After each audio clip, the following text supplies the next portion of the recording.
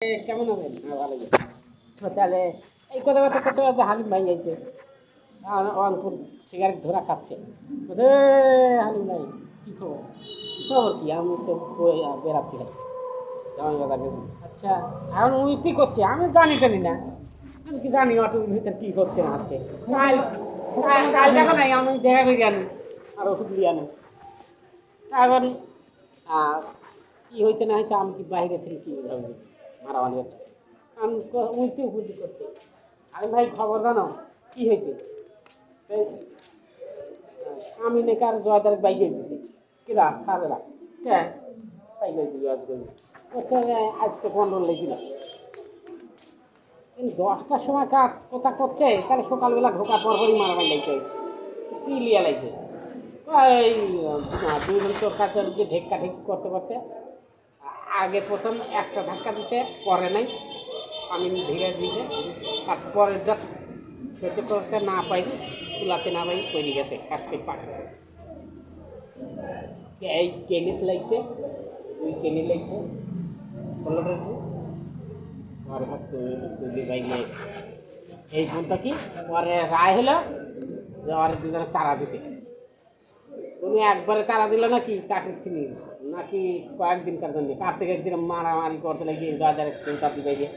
7-8 দিন ছিল বাইরে বলে তোর ছুটি যা এরকম সিস্টেমে দিতে নাই সেটা পরে ফয়সলা হবে হয়তো 2-1 দিনের জন্য দিয়েছে দুজনে থাকে যে টাকার জালটা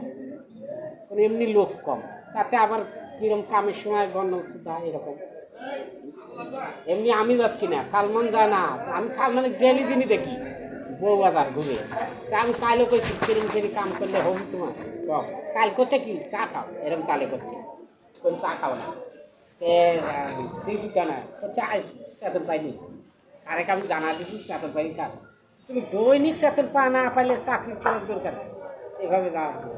আমি তো একটা হাত বেকারের জন্য আওর হয় আর তুমি যে আন্দাজেই এরকম করতে কারণ এই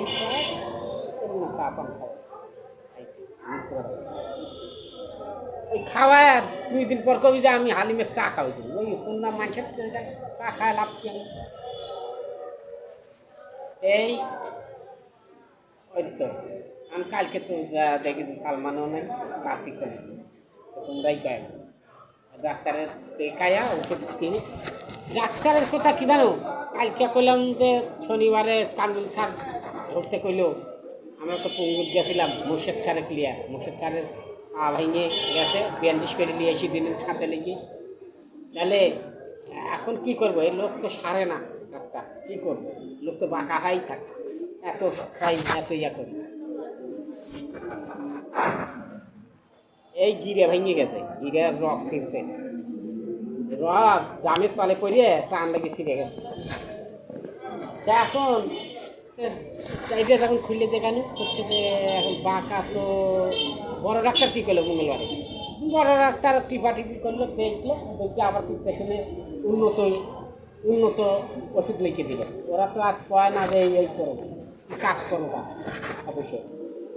সেটাও বলবে না কাজ করা আর কোনটা করি তাহলে তুমি যে বারে বারে আসো আর এই কাজের কথা কর এখন কোম্পানি তোমার দিতে ছুটি তোমার ছুটি কাটাতে সমস্যা হচ্ছে বেতন তুমি ঠিকই পাবে কিন্তু ওভার টাইম পাবে না এটা সবাই জানে যাই তো বারবারই করছে হাত নষ্ট হচ্ছে তুমি এত উৎকট করো কেন ছুটি কাটাচ্ছেও কাটাবো অফিসে কাম ভাসিয়ে কেন না তুমি ওটা দেখি লাগাতে আমি চাপ করতে হইয়া তোমার কী সমস্যা তোমার সমস্যার জন্যই তো তুমি আসতে আচ্ছা তাহলে তুমি ছুটি কাটাতে তোমার কি গায়ে থেকে ছুটি কাটতে না কাটতে না তোমার 24টা ছুটি বা ওগুলি তুমি কাটতে না কাটবি আর ছুটি পাস আর কাম করতে গেলে তুমি আর হয়েছো আর কামে এর বাইরে যদি দিলে তোমার গায়ে থেকে ছুটি কেটে গেল তাহলে তোমার সমস্যা কোন জায়গায় তুমি দম নিতে আমার কাম যতদূর হয় হোক যায় বড় দিয়ে আম কসম পারে তোমার কি দেখি যা তুমি কাম করতে চাও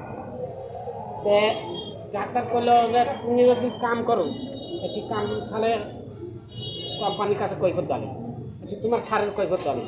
ওই যে কাছে রে কন্যার ছাড়ের কৈফত দাঁড়ে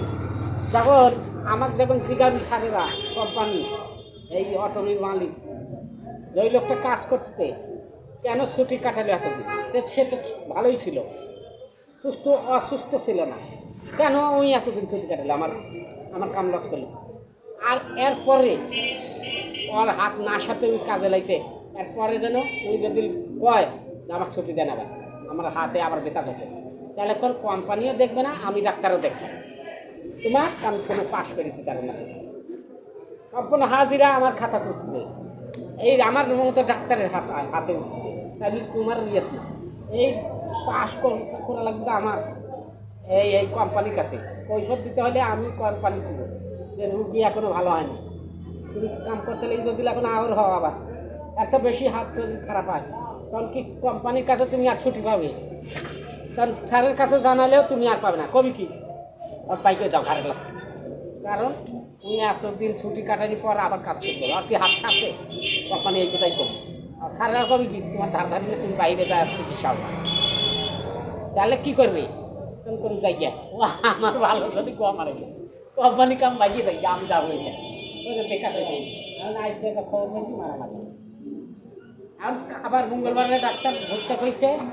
মঙ্গলবারে রবিল পায় যে তোমার আর কোনো রক্ষা নেই, আর কতদিন তোমার কোম্পানি দিবি, তুমি পাইলে টুক করে করবা, এইগুলি করা লাগবে না, একদম তোমার কাম খাবে, তারাই কাম তোমার শুরু করে কোম্পানি তোমার হাল চলবেই, আর 1.5 মাস লাগবে তুমি এই বলবা।